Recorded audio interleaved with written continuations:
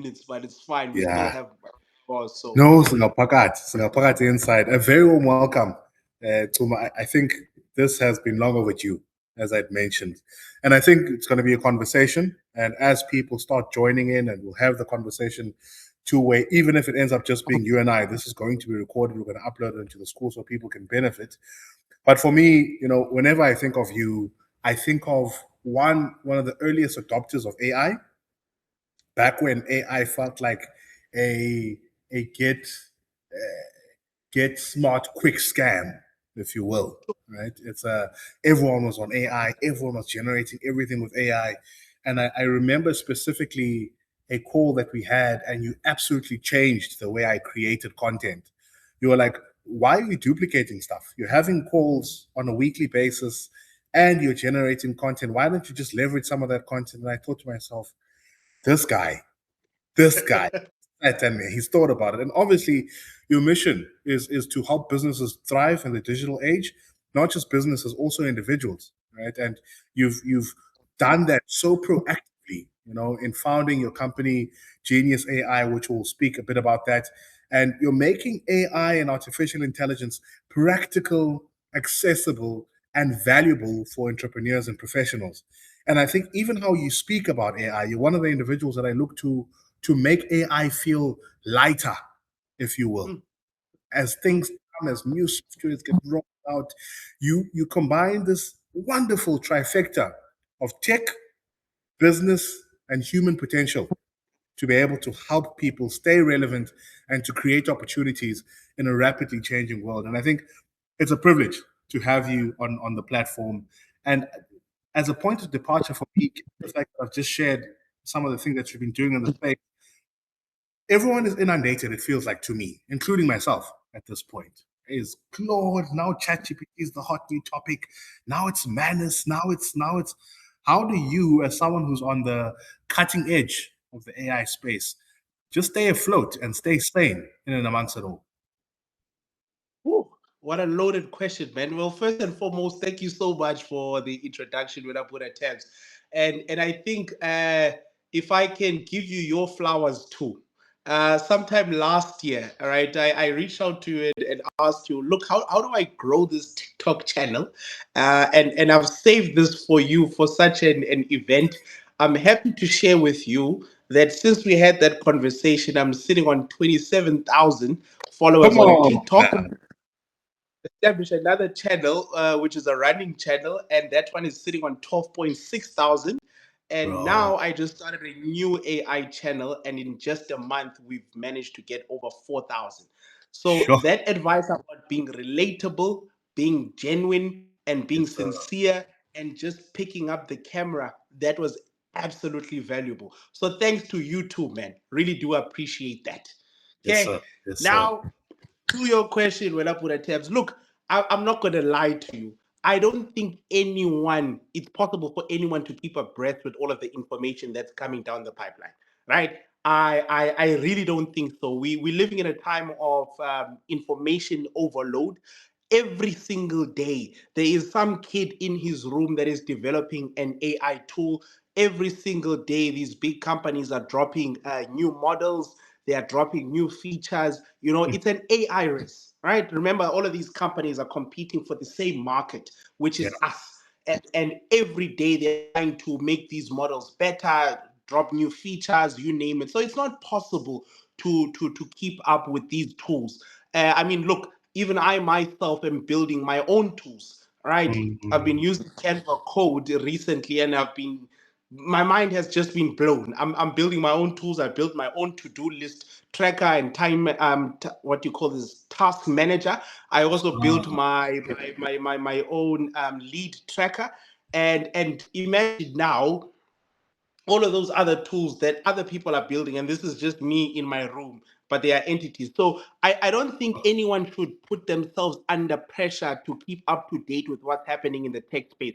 It is not possible, and most of that stuff is not relevant to your work. My advice to entrepreneurs is always quite simple, and even everyday individuals, by the way, right? Figure out what it is that you do. You're an accountant, you're an attorney, you're a communication coach, you're an AI trainer. there are tools that are specifically built for all of those industries. It's your role to keep abreast with what's happening in your industry insofar as AI is concerned. What is happening in the medical field insofar as AI being used to check X-ray scans and be able to give you a result in a couple of seconds, it has nothing to do with you.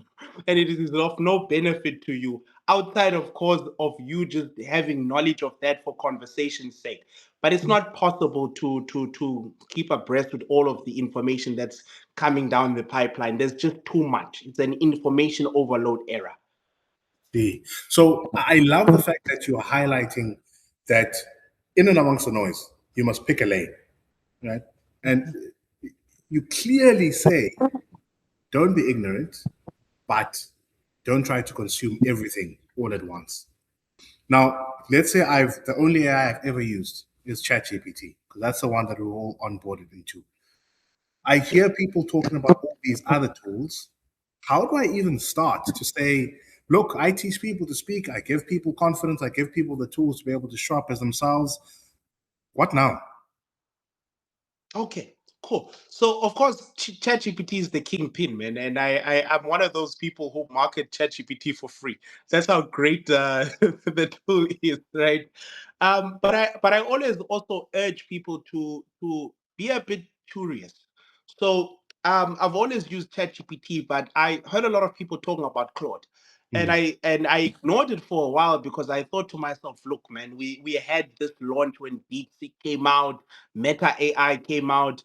I mean, I used Google Gemini when it was still called Bard, and they shelved that whole thing. So I thought this Claude thing is just another new tool that has been hyped. It's really of no value. But me mm, being a curious individual, I said, look, let me go try this thing out. And I think that's what I would encourage people. So as a communication coach, for instance, it's not the only work that you do is not just coaching people. There's work that you do behind the scenes, and there's yeah, things that you find to be tedious, right? Maybe things you hate. Let's say maybe you have to develop a lesson plan for each mm, of the trainings that you have to conduct, right? And GPT is not able to do that. The simplest thing that you can do is to go on Google or also ask GPT, look, I hate doing this particular task. How could I automate this? Or how can I build a yeah, tool? Or how can I find a tool that can assist me with this? Now, based on those recommendations, of course, GPT or Google will tell you which tools are the best fit for you, and you go and test out that tool and start making use of it. But the other 100 tools that are being released in that week are of no benefit to you, right? And this mm, is how I actually develop a database of tools that I actually make use of. I look at the work that I do, and I look at what I hate to do or what I wish could be done a lot quicker or what is administratively laborious, right? yep, And those are the tasks that I look to solve through these AI tools. But I can tell you for free, I'm not using 10, 15, 20 tools, even as someone who's within the field of AI and tech. got you. So use it for myself, help myself get rid of the tedious tasks, and ensure that I solve my own problems first in the work that I'm in. But now Indeed. I'm with, yeah, No, no, no. I'm saying indeed. That's 100% correct. and now I'm working in a company that's saying, yeah, sure, Tabani, we're seeing that your productivity is increasing. We're seeing that you're shooting the lights out. It's evident that your delivery time is getting shorter. But we really want you to hone in on a specific AI skill. And I now know in organizations they've got AI goals, right? Everyone in their KPIs has an AI related KPI in some or other manner. And I'm sitting here thinking, I want to be able to develop things. I'm doing some of these tools, but I feel like I'm becoming more and more irrelevant as things go. And I'm going to give you maybe an example that I heard of the most recently. There's some testers that I was in conversations with, people who test software as things get built and they test it out. And they were saying, with Claude Code, I feel like my job more and more is becoming irrelevant. I've heard of some developers saying the same thing. They're saying, I'm starting to feel, talk to me about how one can navigate that tension Hmm. and what's some of the paths that you see people take and you'd recommend people take if they're sitting in that. Hey man, look, man. This one is a big, big, big, big issue, right? Because it raises concerns around humans losing their jobs, which is quite personal for every working professional. Yep. I think as knowledge workers, of course, this is the first time that we actually feel like we could be replaced. It's Mm. always been the blue collar worker guys. I mean, imagine those people who used to who still pick fruit from the farms. Imagine the guy who had cows and things to plow, and then the tractor came along. Imagine those who are working in warehouses before robotics were introduced, or even in factories, right? We as knowledge Mm. workers and white collar workers have always looked at them and say, hey, well, you need to upskill. I mean, jobs get replaced. It's a technological revolution. But Yep. now it's us. And it's a reality when at times it's a real reality. But I don't think AI is going to replace human beings entirely. And Sure. all of those companies that are building tools that are aimed at doing that, I think they're looking at things the wrong way.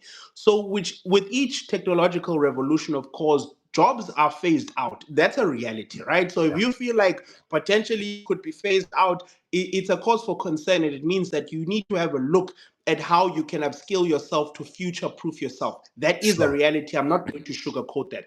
But one thing we must be honest about, of course, is that with each technological revolution, there is a surge of new jobs that are always realized, Yes, right? sir. I mean, 15, 20 years ago, what we are doing here was not possible. Mm. We would have had to have a whole media team, have a set, have all of this stuff, right? And people were employed in those relevant fields. But because of the improvement of smartphones and because of the improvement of the internet, social media, and so forth, we are Mm. able to have this conversation. It also means that there's a job here. So there's content creation. It also means that more phones have been actually manufactured over time, which means it's created more jobs for those companies. We Gotcha. are using a ring light here. Someone had to manufacture that. E-commerce has boomed because we've got this global economy. So it is a reality. But I would say for those working professionals, figure out how you can use AI within your role, because you're always going to need human beings within these roles, right? Yeah. Maybe I don't need a software tester to test software anymore, of which I don't think that is true, because software is built to be used by human beings. So you still need someone who's going to test it and see how the user experience is going to be. But I know software developers are one of those people that have really been at risk, because the Claude code has been able to write all of the code, and then they feel like they are no longer writing the code, which is the Mhm. reality. But I think we're living in a time where more software is going to be written. And if I would bank on the fact that we need more people with coding skills, because individual companies are going to be building their own tools now, and someone needs to manage that. So you might find that a small company now, much like how you've always needed an IT support technician for maybe even an organization of 15 people, you might need a software developer for such a small team that is going to manage all of these tools. So let's look at it the right way. Yes. Yes, certain roles might be phased out, but new roles are going to be phased in. And I think that's what we need to focus on now, and have a look at how we can buttress ourselves so that we can take advantage of those new roles that are going to come from this new digital frenzy, you call it. Man, and you put it so well, because there's a disaggregation that's happening, right? There's a Everything is consolidated now. There's these big tech companies that have been building software for years, and that's where everyone used to flock towards, right? And they used to build an ecosystem, but now everything is being disaggregated. I'd actually never thought about that frame, that more software inherently is going to be built. And all of that software is going to need someone to consult, someone to say, this code is overburdened. Let's love that. I love that. I love that reframe on just the abundance that's getting created in the duration. Yes, man, 100%, 100%. I think people are just looking at it the wrong way. As more and more people get on the internet. Remember, some companies haven't even digitally transformed. There's companies that still make use of pen and paper. Other Yeah. companies haven't even onboarded their whole teams or migrated onto cloud. People are still using USBs. Yeah. Who's going to build their cloud architecture? Who's going to help them migrate? Those Mm. those those are the real jobs that are still there, that still need to be filled, right? So I think at times we like to play on the negative end and look at what could be lost instead of looking at what could be Opportunity. gained. But there's a lot of opportunity, massive opportunity that is coming with this AI, with these AI technologies. Now, how do I then, given all of this knowledge, there's opportunity, it's a green field, but that green field is going to need a specific kind of person that's going to be able to, one, stand out in the market. So, how does one differentiate between a Tabani and a Chuma? How do I Ooh. make myself stand out, and how do I put myself in a good position that says, yes, my CV says this, but there's more. Talk to us about how people can do that more practically. I think this is one area that most people fail at. Yeah. Man, people don't know how to advocate for themselves and they don't know how to sell themselves. And I don't know if I think it's also something that I had to learn throughout my career, and even maybe the entrepreneurial background really helped me, and not being afraid of being embarrassed. But people are afraid of putting themselves out there. And the reality, when I tell you, is that we all have degrees, right? Mhm. I don't mean that explicitly. Of course, there are still less graduates than people without a tertiary education, right? Yes. That is understandable. But my point is, every single year, we are getting more than 50,000 graduates from the 26 public universities, the TVET, and the private universities. It therefore means that it's no longer enough to have a degree, Mm, right? Now, for someone who's in the field of tech, it's not going to fly if you are just coming with your piece of paper. Not to say it's not valuable, because without that piece of paper, you can't even get in the room and mm. even be part of the conversation. So that one is step one. But one thing you need to do is you really need to sort of carve a niche out for yourself. And this is why personal branding is also important, and we'll speak more about that. but Sure. but one thing that I've done successfully, I think people should do successfully, is to advocate for oneself. Either you are working on projects and showcasing what you are building. So if you're a software developer, it cannot be that you're just keeping your stuff on GitHub, because we are not. I mean, as a director of a company, I'm not sitting on GitHub looking at what Yeah. code you write. I don't even know what you are writing. But Mm, if you are taking what you are building and putting it up on LinkedIn, on Facebook, on Instagram, you are creating videos about what you are building. You are also putting up YouTube videos. You are showcasing your work. That's great, because I'm able to see your talent. I'm able to see the value you could potentially have within the entity. And I think that's one thing a lot of early stage professionals ignore, is the advocacy, the self advocacy, and putting yourself out there in such a crowded and saturated market. And as young people, we tend to forget that our greatest leverage is the social media. Because when you enter the world of work, you're competing against guys who have 10, 15, 20 years of experience. You are a nobody, yeah. right? But if you're able to leverage the social media itself, you are able to compete in such a saturated market through showcasing your skills through the project you are doing. And it's not just limited to people who are within tech. You could be in economics. When there is a case study, pertaining maybe to the Reserve Bank, or maybe the repo rate is going to come out, give out an analysis. We've got the Madlanga Commission now. You are a law graduate, or you are a law student in third year. Give your analysis, right? Mm, Because there are thousands of other law students across the country who are looking to secure the same jobs as you. But how do you make sure a Bowman sees you? How do you make sure a Weber Wenzel sees you? It's through you advocating for yourself. So that one is advice across the board. It's not just limited to those who are in tech. Sorry for speaking for so long. no, it's good. It's good because there's a lot to unpack there. And I want to unbundle a few terms there. You mentioned this idea of personal brand. Let's unpack that. Let's unpack that for people who they've heard what the term is, and the first thing they think about is Oprah Winfrey, but I'm not Oprah Winfrey. I don't have a big media team. What is a personal brand for someone who is just an accountant at their firm? They're looking to get into accounting. What does a personal brand even mean? Awesome, awesome. No, thank you. Look, Putine, I forgot what the strict definition of a personal brand is, right? Sure. But I think it's something that people should know you for. For Mhm. instance, when we think of Mercedes, we think of elegance, right? When we think of BMW, we think of performance, right? When we think of a Hilux, for instance, we think off-roading. It's something that is associated with you. I think Sure. that's probably the best term that I can think of.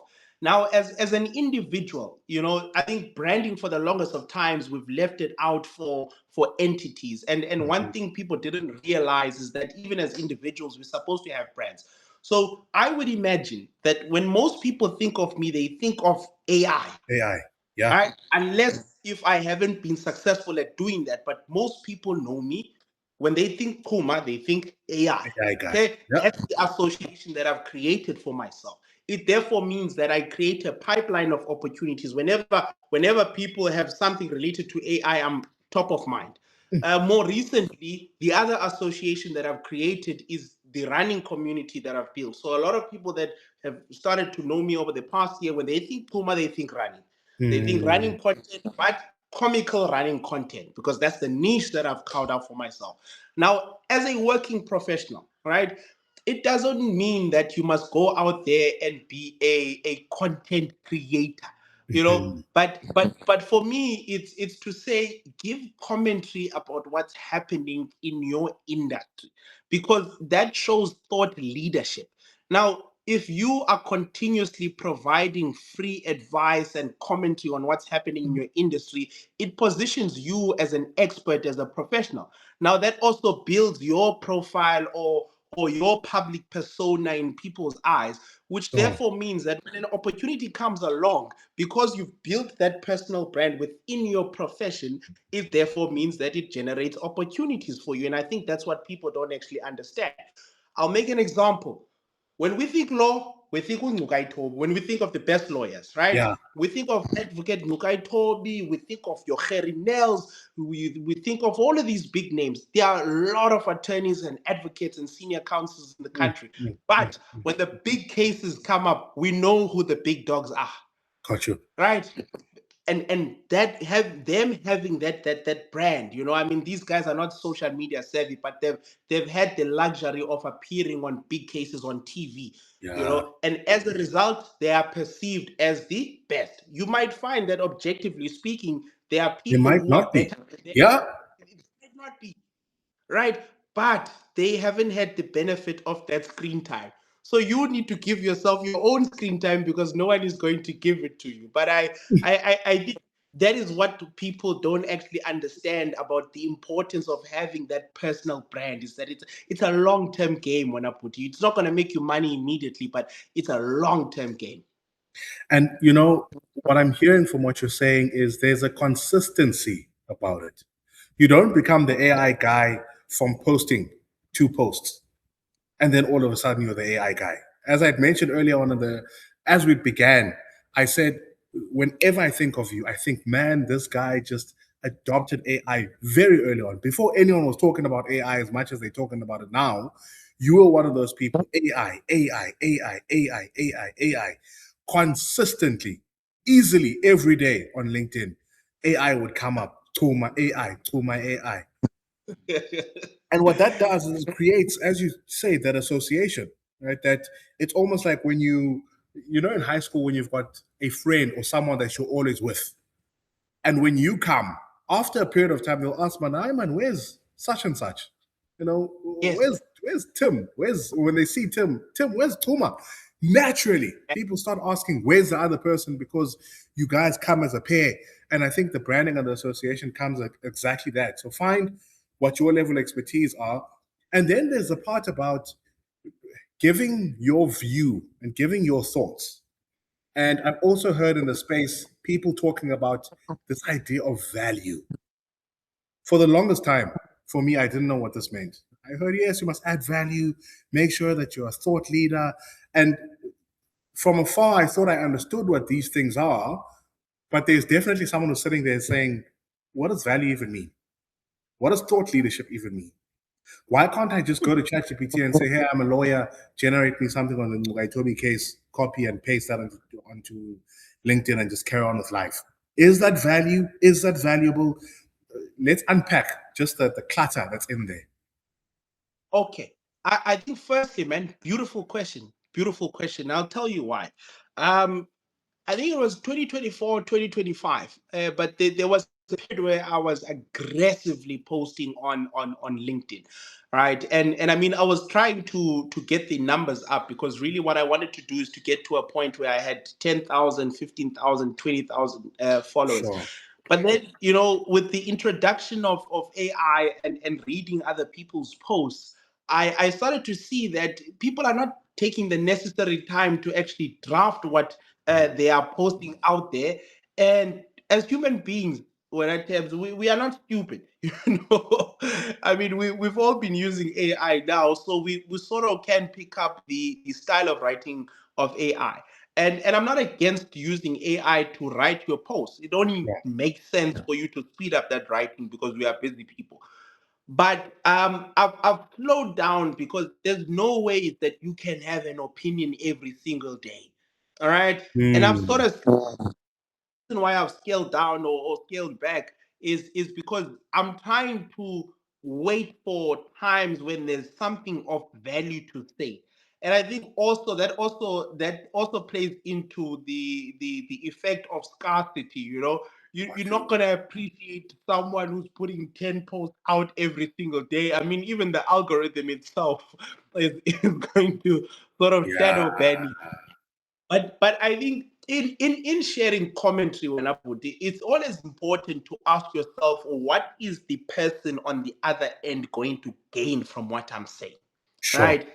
And I think that's where value really, if you can master that, having the person on the receiving end in mind whenever you are writing something, I think that's really what creates the value, because otherwise you're just playing a game of literally just posting, playing the numbers game and so forth, and Yeah. anyone is going to think to themselves, there's no way this guy has 10 opinions every single week about this AI. I mean, unless if you're reporting on AI news, that's great, that's reporting, Mm, but providing commentary, what are you?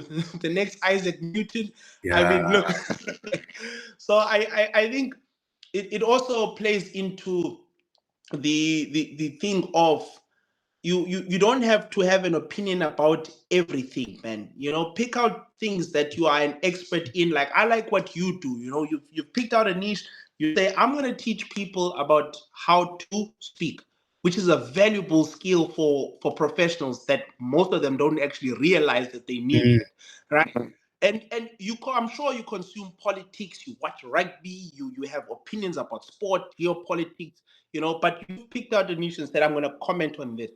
All right. mm. It doesn't take a lot for people to do that. It's just that most people don't know how to get out of their shell and actually give out their public opinions. The only time they'll post is when they graduate, get a new I'm happy promotion, to and announce.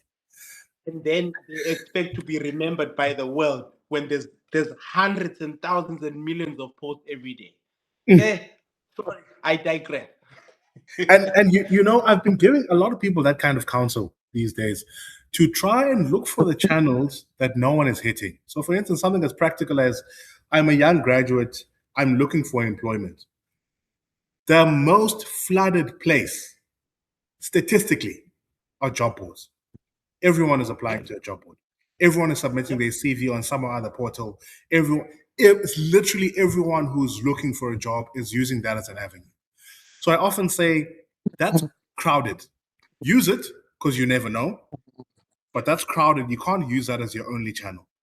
The second channel I say to people is, and often this is where people don't recognize that there's a wonderful opportunity. And I'm trying to speak here to the alternative ways, because now you just shared that early on you're big on volume, volume, and then you recognize that, oh, okay, everyone is here, everyone is doing twice a day, and we can all see that it's AI generated, and as a result I'm now going to be seen as part of that noise. What other channel can I use? What other penetration strategy can I use to get through? And of course, you've then moved to a place that's got less volume, which is I'm not quiet because I don't have anything to say. I'm quiet because I don't have anything to say about this. Yep. Not quiet because I'm shy, because I don't want to speak, but I don't want to comment on this.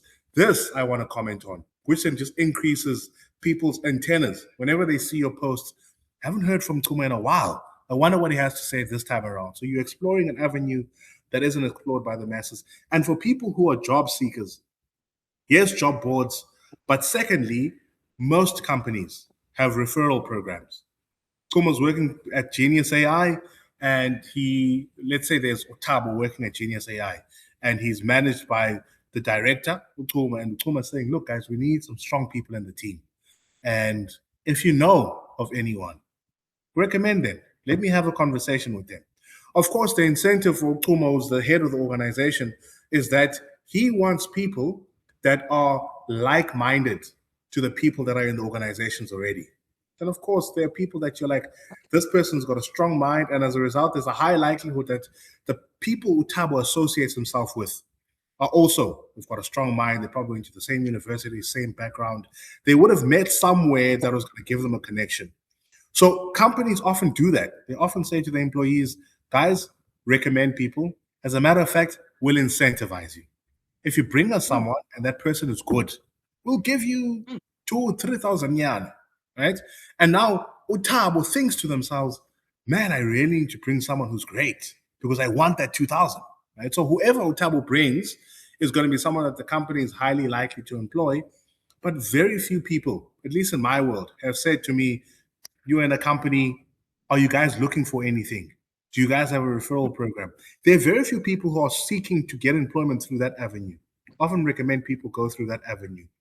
A third avenue that people don't explore enough are DMing people. Kuma, you're big on AI. I love the work that you're doing. I'd love to learn from you. Can we please have a 15-minute coffee?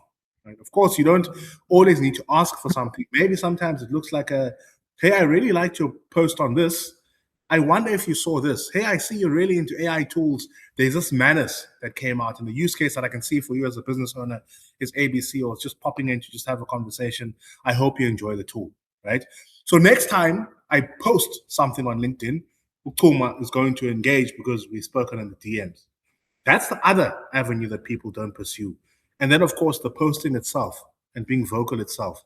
For me, those three avenues, I often say if you're not exploring those three and you're just talking about job boards, man, mm, you're playing the old game, for the lack mm, of a better mm, word, right? And I'm mapping this out because I'm curious for you, because I'm sure there's a parallel somewhere in the AI space of how you approach that. How do you find these spaces that are not so populated? How do you find these little nooks and crannies and to say, hey, there's something here. There are not a lot of people mm. here. What's your thinking around that? Would you mind? Yeah, so beautifully put, man.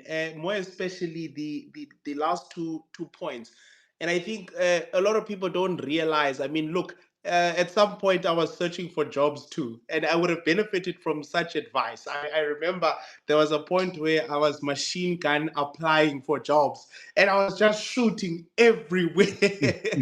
And of course, I was unsuccessful. I mean, I always famously say I was rejected by over 300 jobs, right? Sure. Of course, with the gift of hindsight now, I'm a lot grateful because I managed to find an alternative way. And I think it was just a redirection from God if we Yeah. want to be philosophical. But very, very good points raised, when I think most people play the saturated or play within the saturated market. There are so Mhm. many people applying for jobs, but people don't realize that a lot of the professional space is based on relationships. We Yeah. may call it nepotism within the politics and public, what do you call this? Public, if you're applying in if you are applying for government jobs, we may call it Yes. nepotism and so forth. But in corporate, it's called relationship building and business. It's called we have a relationship with so and so, and or no, we only recruit from that particular university. But I mean, the relationship component is so important. It's what people don't realize. And I think to your last point, the DMing, I've found that to be quite successful. the receptionist is the biggest gatekeeper at Mm. some of these organizations. And if you can Yeah, find a way to get to the top guy who actually understands what the organization needs, or if you can land a meeting with them, you find that you are able to convince them. yeah, So going back to your question, for me, I don't even advertise my business that much when I tell it. mm, I think traditional marketing is kind of dead, and sure, people are tired of being sold to. It's my personal opinion. I could be wrong. I'm not a marketing genius, sure. right? But the view that I've taken is traditional marketing is dead. People are tired of being sold to. Mm.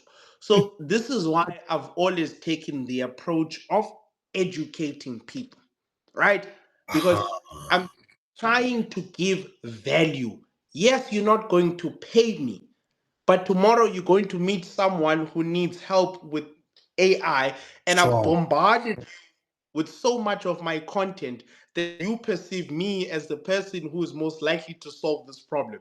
And as a result, you go ahead and unlock a client for me, Mm, someone that I don't know, right? So much of my business and marketing is based around that, man. I try and help people, and people do the marketing for me. I recently landed my first client that I didn't have no idea where they come from. I think they found me on social media, and this is from that AI channel that I recently launched. And that's because I sure. was just putting out content, man, educational stuff. Someone saw that and said, "Look, we'd love to work with you." I had the first session with them today. Someone just sent me a WhatsApp now from that team saying, "Chuma changed my life," and I'm like, already.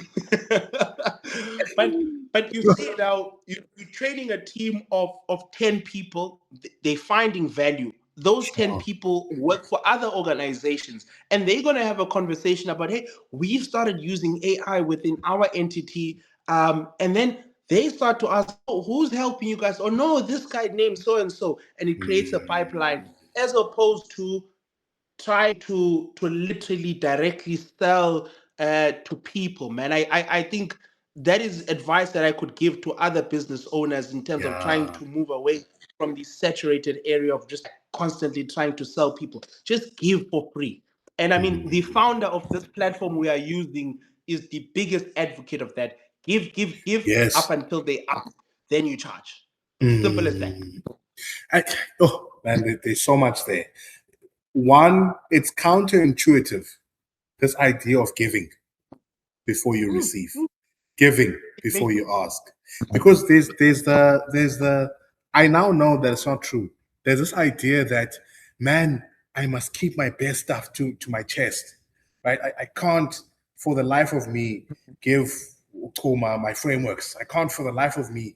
I've got that locked up in a course somewhere. I've got that locked up in a product somewhere, and I've actually found quite the opposite. If you give away the stuff, your best stuff, like just give them the good wine, just give it to them for free, and surely they'll come back for more. So, and I've been lucky to see this in both aspects. From the side of a business owner, which the more you play in that world and the more accustomed you see how things work, you start getting the the benefit of it. I've also seen it work as an employee. What happens is your biggest asset as an employee, or at least in my mind, was my time. My time is gold, man. I've got an 8 hour day from 8 o'clock to 5 o'clock. I need to complete my tasks. I don't have the capacity to do anything that is not going to move the needle for me personally. My KPIs, my deadlines, because I need to be able to answer to my manager. And I found, Toma, that the more of my time I gave away, the more of my ear I gave away. Just to hear someone out. Because sometimes someone is actually, they know what to do. They just want someone to say, yeah, no, that makes sense. To me, at least, it makes sense. And they've got the courage and the confidence to move forward. The more I gave in that capacity, the more came back to me. Because if I'm stuck with something, it's easy for me to say, hey, John, hey, Cindy, so I just quickly want to ask a quick question. There are 5 minutes for me, please. Cindy says, yes. had I not had that relationship with Cindy, so had I not had those conversations with Cindy, so I wouldn't have been able to call him for a 5 minute call, and I probably would have spent 2 hours trying to figure out something that Usindiswa Yep. is a master in, right? The time that I gave Usindiswa and the conversation that we had on the call also makes me realize that Usindiswa is a master at Claude Code. She's mastered it. She knows what it is. And I know who to go to when I need certain things about specific things. And I found that the idea of giving first, it works everywhere, man. Even as someone who's my precious time, or I don't have capacity for this now. I've taken the approach, and of course, you learn to be measured sometimes, right? Sometimes I've worked weekends and pulled all nighters just to get my work done, and you sort of find a balance. But I found that giving freely, even credit, by the way, hey, Mhm. Chuma and I did this report, and I really just want to give kudos to Chuma. He he carried the project, right? Just Mhm. people observing you, freely giving credit, not wanting to hog and step on people. That generosity model, it applies throughout. I'd be curious to hear your thoughts and in that application specifically. Hey man, but at times it's my philosophy. I think for me, much like yourself, I'm a servant, you know, and sometimes to my detriment, which is something I'm trying to learn now to maybe scale a bit back, because my problem is I think I'm Jesus. I think I can help the whole world. Sure. And it's not good. It's not good. It's good, but it's not good because you find that you have to pull in those all nighters when you could have maybe ended your day at 6, 7, 8. Now Yeah. you're up at 11 o'clock. Okay, it's one of the downsides of being an entrepreneur that your 8 to 4 doesn't belong to you. Your day only starts when the rest of the world finishes their day, and I'm tired of chasing my own tail. But I think for me, it's also my philosophy. Look, I'm so much of a giver, man, Puti, man. It doesn't matter if it's time and trying to assist. Like I've got a lot of mentees, people that I assist on a pro bono basis, and for me, it's because I'm paying it forward. I always try and remind people that whatever it is that you think of me, or maybe you want to put me on this pedestal, I'm a product of people that have given me opportunities, people that have advocated for me in rooms that I might not have been in, and people that have just dedicated their time or said, no, look, we're gonna pick that guy. I think he's got potential, right? And as a result, I try and pay that forward because so many people have actually done that for me, so the giving has become something that's natural. I mean, even with the speaking, when I did over 40 talks, including public talks, radio, television, never made a cent from it, right? Never made a cent from it. And I did that for free. Your small ones, your bigger ones, I never discriminated. Went and spoke at churches, went and spoke at schools, all of these things, right? My own time, my own capital, which means I have to put client work aside. Never made money from that. But I cannot lie and say I didn't benefit from that because I learned how to speak. I met so many amazing people. I've been able to build this personal brand because people gave me platforms, and I've Sure. been able to access so many great opportunities through that, right? So you see that I gave for free, but in actual fact, I actually got something out of that, and I'm truly grateful for that. Now, most people don't understand that kind of math because the moment you say come and speak, or they hear that Vusi Temboka is getting paid 150,000 to speak, Hey. already they want 10,000. But life doesn't work like that, and not everyone that you assist has to pay you, man. That Mm, person that you assist could unlock your next client. That person that you assist could unlock your next job.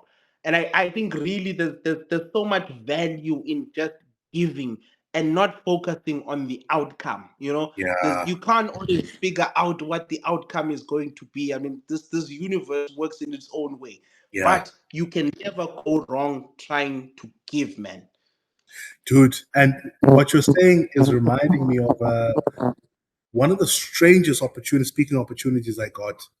Random email from a random company in Bloemfontein. I tried to think, how could some company in Bloemfontein have heard? And it's exactly what you're saying. I spoke at a school who one of the teachers knows a child in there. It's not even their child. One of the teachers knows a child, and the child happened to be recording. And she asked, "Who's this guy? "Oh, it's this guy who just came to speak to us about confidence and just how to." And it was a group of maybe let's say 13 to 16-year-olds. 20, 40 minutes of my time tops. Had the conversation, delivered something, didn't even prepare slides. He took a video, showed someone. That person happened to be someone in an organization. And all of a sudden, I had a trip to Bloemfontein. Jonah, I was sure it was a scam. I was like, "Hey, Bulawa. Yeah, I'm going to die." I said to my wife, "I'm going to give you live location. I'm going to give you every move, every step. Follow the Uber, follow this, follow that." I'm like, "This is a scam. It can't be. Flight, But everything." I drive into this resort, dude. I'm like, "Yeah, yeah, yeah. No, this is the end of it." Beautiful company, hospitable people, just off exactly what you're saying. Right? Saying yes to the thing that feels a little bit inconvenient, saying yes to the thing that feels a little bit restrictive and even off brand, right? I had the audacity, and I can now, in hindsight, laugh at myself to say how I don't speak to high school kids. I speak to adults. I speak to professionals. I speak to experts. What do you mean I must come speak to? And ever since that experience and many more after that, my eyes have been opened that whoever has an ear and could benefit from what you have to share, just share, man. Share. 100%, man. And I mean, if who better to speak to about confidence than young kids? Because that's when we Yeah. needed it most. You Yep. know, the confidence is very demanding as just madala, but I mean, it could have benefited a lot of us growing up. I mean, I consider myself as someone who had to learn to be extroverted. I had to learn what it means to be an extrovert and how to be an Aha. extrovert. I wasn't a natural extrovert like most people are, and it's something Ish. that I actually learn. So talking to those young kids about confidence, man, extremely beneficial because it's something that we all lack at a young age. I mean, you get those ones who are just naturally built with it. Mm. It's built in them, but you really start to find your confidence at an older age. And I think it's great that you still are able to maybe get off your high horse and come and Hey, talk to these young ones, for lack of a better term. And imaginary you high had horse. opportunity from that. Yeah, yeah. Now, the last few minutes, I'm curious. I enjoy when you speak about your speaking journey naturally because I'm in the space. But for me, it's curious when you say you learned how to speak through speaking. This is often to people counterintuitive because people say, "I'm not confident." If I'm not confident, why would I stand in front of an audience that requires me to be confident? And I think you and I share a view on this. Talk to us about your speaking journey and how that's grown and developed as a result of the opportunities that you've made use of. And how did you overcome that? But I'm not confident. I'm not a speaker. Hey, Poti, I'll tell you one thing, man, and I have to say this in isiXhosa. Hey, danboyika bantu. You know, there's a stat maybe, and I think this stat maybe is not overhyped, but it's exaggerated, right? But people, they say people fear speaking more than they fear death, or it ranks high up there when it comes to thinking of things that they fear. Yeah. And I've found that to be true. Of course, now I'm a lot more confident. Like, you can put me in a room of 200 people, like I couldn't kill it. I'll just Hmm. get up. But in the beginning, really, it was a conscious decision, Raputi, man. I there was a point around 2022 where I made the conscious decision that I'm going to take every single opportunity to speak that is given to me. I don't care if it's a meeting. I don't care if I'm at a seminar and we are given an opportunity to speak. I literally made a conscious decision to say, I hate the fact that when I'm being given the mic to express my opinion, I get these heart palpitations. And then I start stuttering. I feel like I'm stuttering. And then I Yeah. don't even remember what I said 30 seconds ago. I said to myself, I'm going to conquer this fear through me taking advantage of every single opportunity. Fortunately, I also found myself a coach, right? There's a gentleman that has been coaching me for the past 2, 3 years, Ufan Indlovu, right? So he's Yes. a tech coach. He's a tech coach slash career coach. He coaches a lot of guys from UT in terms of building their careers within the tech space. And I had met the gentleman on a program that I was part of. Okay, and he was delivering a session. So I DM'd the guy and said, "Look, hey man, I really enjoyed your session. I'd really love you to be my mentor. Can we have a conversation?" The guy said, "Great." We had that conversation. We've been meeting weekly ever since, right? But one thing that he did for me, and this is when I was still putting together projects. At the time, I wanted to be a data analyst. And he said, "Look, okay, you've done these projects. Now it's time for you to showcase those projects." So he said, "Look, I've got a class that I want you to deliver, and I want you to prepare a presentation, and I want you to take people through how to actually build a dashboard." And Come that was on.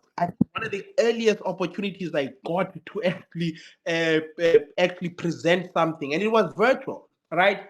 From there, man, they just started to pile in, and I just said yes to everything. I really didn't care. But I was very conscious about the fact that I was improving my ability to speak. I think other people that have been very beneficial in my journey, you see guys like Dr. Jordan Peterson. I don't know if you know of the gentleman, right? Mm, But I was very amazed by his vocabulary and his ability to speak in front of these massive crowds. I was like, I need to do this one day, yeah. not of course forgetting guys like your Vusi Tembo guys of the world, very Mm, eloquent speaker. But for me, man, it was that grassroots conscious decision that I am going to conquer this fear of standing in front of people. And I can tell you, and I put it with the work that you're doing for professionals, there's so much value in that because most people don't understand that if they cannot articulate what it is they have here, the guy who has less here is going to beat them simply because they 100%, sound bro. confident Yep. and they are able to articulate themselves, right? It's one of the reasons why I appreciate the work that you're doing, but I wish it was so massive because most people don't understand that the skill of communication will set you apart. Man, what was the turning point for you, do you think? At what point did the switch be like, I not that I'm no longer afraid of this, but this is definitely something that's within my control. Do you remember a specific moment or a decision beyond the decision to consciously say, I'm going to work on this thing? That's the catalyst. Was there a turning point where you were like, yeah, I'm him? Okay, so for me, it was the pitching competitions, right? So of course, as an entrepreneur, we do a lot of pitch competitions. I think for me, placing your second, your third, and sometimes your first at these competitions, and being able to pitch your business within 3 minutes without actually stuttering or feeling like I need to run to the bathroom. That's when I knew I got it, man. Yeah, So now and you find that you're developing new words within your vocabulary and you of start to add course. a bit of flair. I think around 2024, because it took me a good 2 years for me to really feel confident as a speaker. But Yeah. there was also a moment that really validated me. I got invited at this big conference sometime last year. It was in 2025, trialogue in business, right? And I was invited by EBL and MTN to go and speak on their behalf. So I was there to speak on behalf of EBL and MTN because I was a beneficiary of their program. Hmm. I thought I was just going to some typical conference, conference like ICC, for instance, in East London. Tabs, I got there and they had my picture, on the screen, and And your it's a name is massive screen, hey? massive screens. Your name is listed next to these big CEOs. There are four chairs on stage, and they've got this MC, like a top quality MC. And I Dude. was like, is this really me. And I'm speaking to the greatest minds in South Africa that work in corporate. They're sitting in Mm, round mm, tables, mm, mm, right? mm. They're not sitting in rows, they're sitting in round tables. These are people from MTN, Absa, Standard Bank, and I was like, Oh man, this is validation that yeah. if one can get themselves on such stages. I mean, I was like, wow, man. So there's been so many of these moments. It's like a smoker. There's no day you decide that I'm a smoker, Mm, but there are these moments which I can look back to say, these were turning points or memorable points in my career that really validated me as a speaker. And I'm not a yeah. professional speaker, but I am a bushman kind of speaker because I had to teach myself. But yeah, I can say so much about speaking, man, because of what it's done for me in my career as a professional. It's done Mm, wonders for me. I mean, imagine the trainings. If I didn't do all of those speaking dude. engagements, how would I be able to control a room? How would I be able to meet these people who are most of the time more senior than me, more qualified than me, and I have to stand in front of them and tell them about this AI? So just that confidence I got from standing in front of those rooms, yeah, can't quantify that in terms of monetary terms. Yo, brother, I absolutely love that. And when you said you weren't a professional speaker, I would reframe that. If at any given point in time you spoke on expertise and there were people who listened and wrote notes, that was a professional speaking gig, in my view. I'll take that. You I'll are take inside. that. And the reason why I say this, for the longest time, I also thought I needed to have a business card. I needed to have a website. I needed to have but I realized that all over the scale, right? There's obviously the lower end of the scale, if you will, or the entry level of the scale, but there isn't a moment where you get tapped on the shoulders and then on the head, and then you're called, I now deem thee a professional speaker, right? Mm, It's mm, like, mm. even if I even say to other people, you don't need to get hundreds of thousands to be called a paid speaker. If someone pays for your Uber for you to go speak, Chief, Yep. you're a paid speaker. Someone put money to watch and to have you speak. So there's and other frames, like even being an international speaker. Someone broke my brain and they said in 2020, you now introduce yourself as an international speaker. I was like, how? Mm, And they're like, have you not attended a global conference? Oh, yeah, yeah, mm. yeah. And did you not speak? Yeah, yeah, yeah. And they were like, and then? I was like, Are you? international, right? Or if your speech or your content has been consumed by someone who's internationally based, you are an international speaker. So this idea of what things you adopt and you take on for yourself, I think matters. And as we close the conversation off, brother, thank you first and foremost for we've gone through good chunk of topics, from AI to having people get ready to them building their personal brands, and of course ending it off with how they can be stronger communicators. And given all of that context, there's someone who's just watched this and is thinking, man, I'm inspired. I really Mm. feel what these guys are saying. What can that person do as soon as they close the tab? What can that person do as soon as they open up a new tab? That's going to be practical and it's going to take them in the right direction insofar as their career is concerned. Awesome, awesome. Putiman, this has felt absolutely natural, I must say, before I answer that question. And hopefully over time I'll become a friend of the show because I really enjoyed the topics that we cover. And I'll definitely be back here when the opportunity presents itself. So, But I think for me, it's easy to be inspired. Iwesa ebusuku, because this is when your imagination starts to play, especially around 11, you start having these dreams. But there's nothing more important than taking action. yes, sir. There's nothing more important. So, for instance, if someone wants to start learning about this AI thing and start upskilling themselves, the first thing for me is I always say learn prompt engineering. Right? You Mm, might have used ChatGPT, you might have used Claude, all these different things, but there is a science behind communicating with these tools. mm, And up until you understand that the output that you are going to get from these tools is going to be poor. So the gateway for me into AI, go to Google, go find a prompt engineering course. They are largely free. Choose anyone. Take a couple of them, but improve your prompting. Right from there, now of course it will be different. Are you a are you a working professional, or are you an entrepreneur? Right, if you're an entrepreneur, figure out some of the things that you can build for your business before you go and buy these software. I mean, sign up for these high costing softwares. Figure out what you can use for free to help you within your business, right? Because most of these tools are free, and so many of these tools you can actually build for yourself.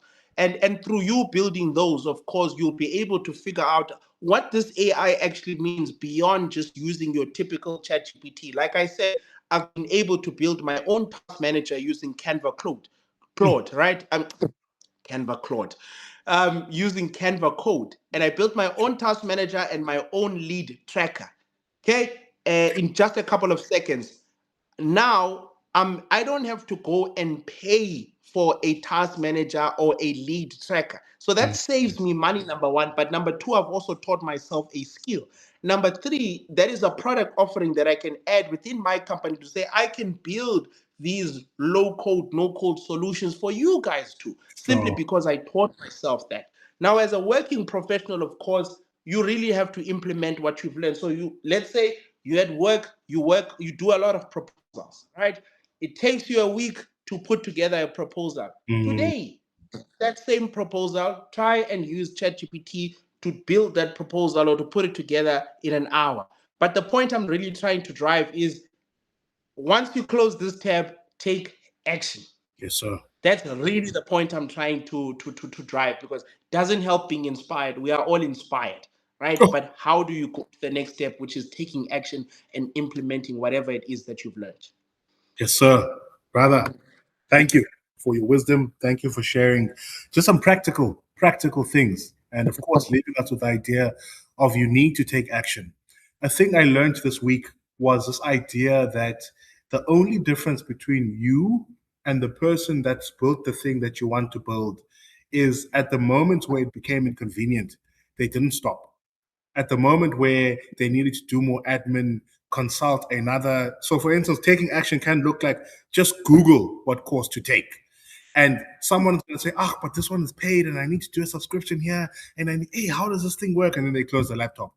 The people that succeed are the people that say, okay, this one's paid. Let me Google which one is free. Okay, I've got a free one. Oh, this one's actually a hoax. Let me Google which one is free and doesn't is not just a 14-day trial.